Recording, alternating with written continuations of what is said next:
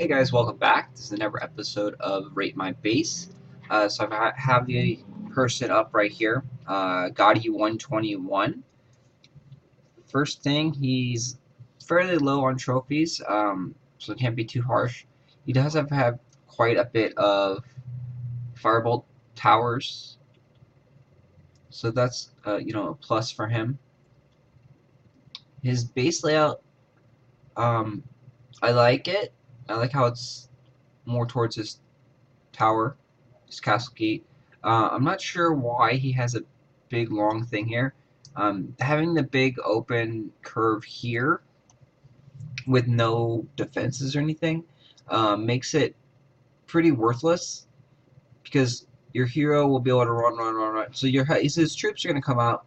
You're going to attack them like here or whatever, and then you're going to run, kill those troops, and you're going to be able to get on the other side really easy. And you're going to be able to take out the other wave of troops that's going to come down. So you need to have barricades and stuff like that down here to make this effective. Otherwise, it's just a big wasted space that just takes more time to run through.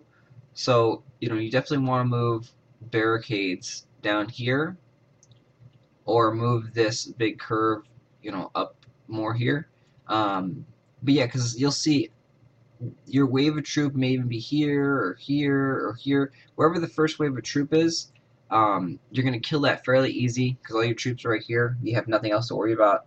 And then the second wave of troops is going to be coming down, and you're going to meet it like right over here. So, if you don't spawn anything for a few seconds, you'll be great. Nothing will hit there, and then these guys will kill it.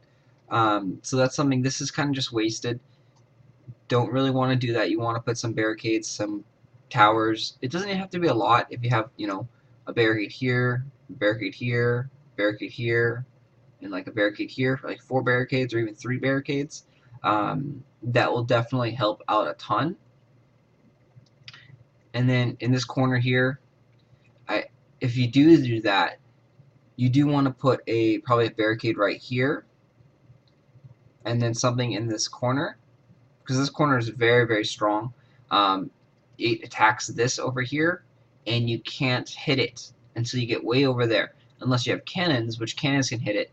But if you put a firebolt cannon there, it'll kill about 2 or 3 cannons before your cannons will actually be able to destroy it. And then your cannons will also start triggering and attacking the barricade right here. So then all your ranged troops that come down will be able to burn your cannons fairly easy. So that's why this corner is really, really nice right here. Let's see. Barricades and setup, it looks decent. You do look a little vulnerable to scroll, especially up here. I don't like having everything up here. I would probably move 2 of these guys down to here, move like 1 or 2 of the barricades down to here, and then you have a really good setup, I think, from there. We'll go ahead and attack his troops. Like the variety in the wave there. Like having archers. Archers are actually really strong.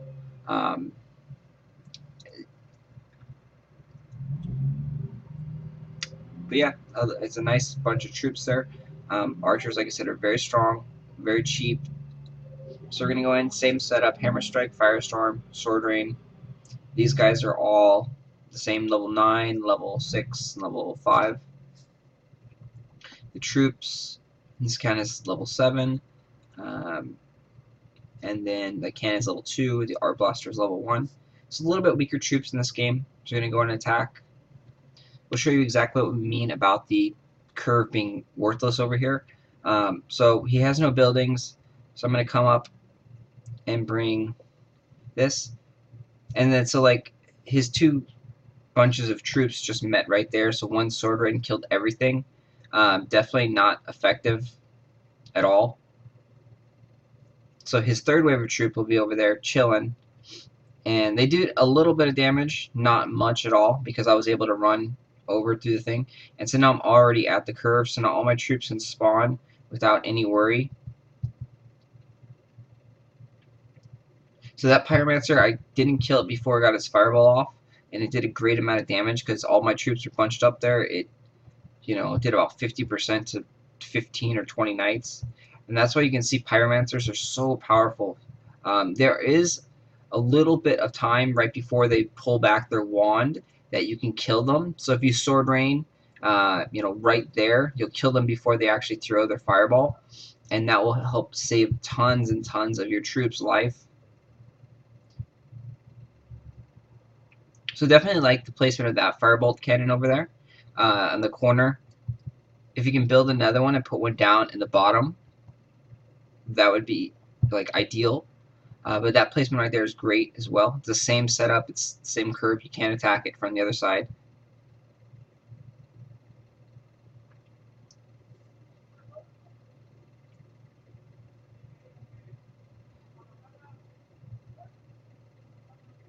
On the wave troop, you don't really want to put two pyromancers, a froster, and like an archer all in the same group, unless it's going to be like the third wave possibly, because they need protection. They need, like this wave group, they need some knights or paladins in front of them so that they take all the damage, and then the ranged troops can sit behind them.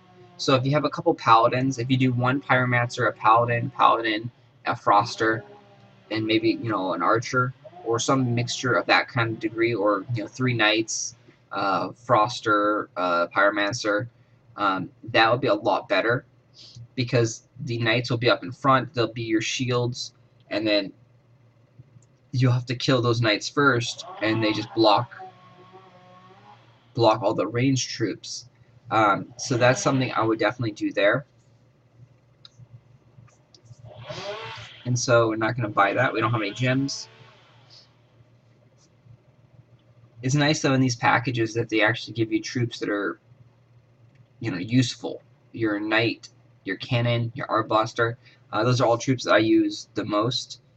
I really like that they actually give you a good upgrade there. But unfortunately, not have 1,500 gems. Can't buy it. So we're nowhere near close.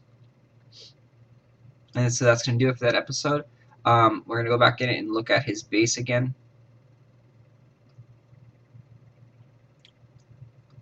So for his level of trophy range, the base is actually really good.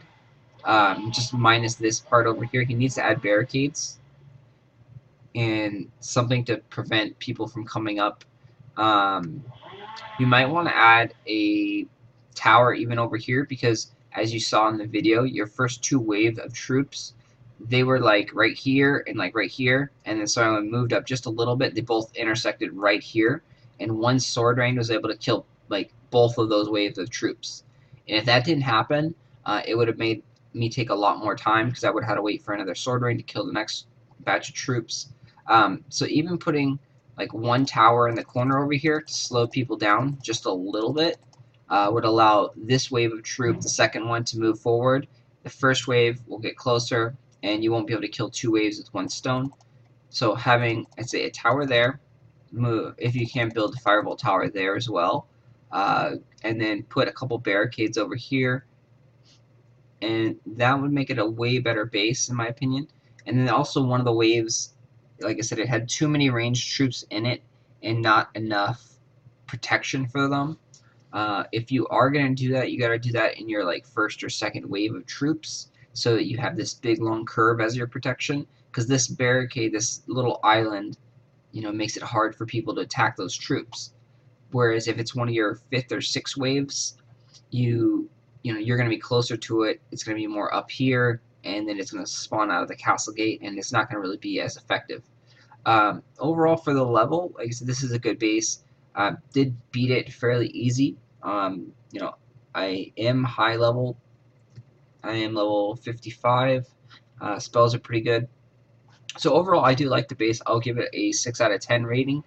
There are things that need to be changed or tweaked a little bit, and that's just my opinion. Thanks for watching, and please subscribe. If you have any questions, comments, leave them below. Or if you want to get your base recorded and rated, drop me your king down below, and I'll get to it as soon as possible. Thanks.